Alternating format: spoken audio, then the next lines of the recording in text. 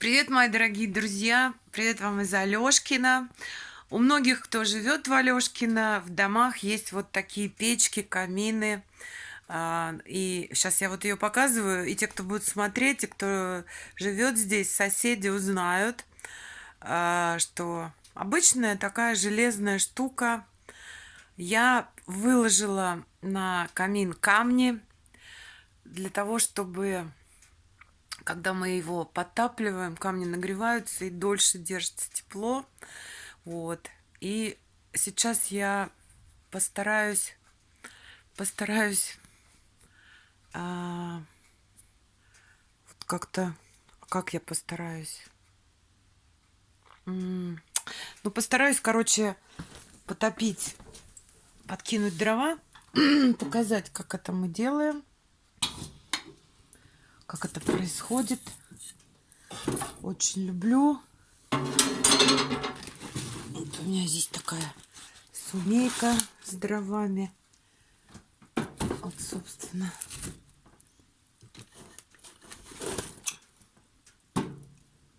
Дрова. Что-то я как-то не смогла камеру повернуть. Вот. В прошлом году каким-то образом я уронила дровину, разбила стекло. Думала, что надо менять стекло, но ничего, работает. Видимо, когда воздух туда заходит в печку, дым идет в трубу, поэтому, не знаю, не дошли руки, и вообще, я не знаю, может быть, другой камин. Но вот, дорогие соседи, у кого такая же печка, вы видите, да, что у нас камин, он чуть больше, чем вот я видела у соседей побольше, потому что когда нам этот дом делали, мы и попросили побольше камин, побольше печку, он реально побольше. Все горит, тепло. Хотя зима не холодная в этом году, но я подтапливаю почти каждый день, потому что так, во-первых, приятно, во-вторых, мне это нравится. Вот. Мне это нравится, я люблю, когда огонь. И даже вот сейчас окно открыто, сейчас покажу, вон, открыто окно, потому что жарко, натопило. Вот вы скажете, ну что ты дрова тратишь, печку топишь, окно открываешь. Люблю топить печку. Одно из самых моих больших удовольствий — топить печку. Я как ненормальная каждый день подтапливаю, особенно к вечеру. Вот. Вы видели, я закладывала, там огня не было, и уже огонь. Вот сижу иногда здесь с котиком, читаю книжечку или попиваю свой чаек, кофеек, подтапливаю. Дочка часто сидит здесь со своим телефончиком. Прям приходит в это место, сидит, греет ножки. Котик любит наш Масяня сидеть здесь в кресле около огня.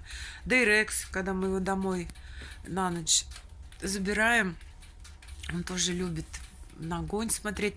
Я не могу представить, что думает Рекс, когда он смотрит на огонь. Но, наверное, что-то он думает. Он думает: огонь, люди. Вот.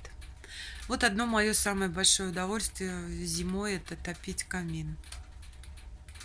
Наверное, слышно, да, как он звучит? И я слышу, как соседи топят, и дымок пахнет. И так приятно зимой. Вот выйдешь вечером там или днем и чувствуешь вот дымок от печей, от бани. Мне очень нравится.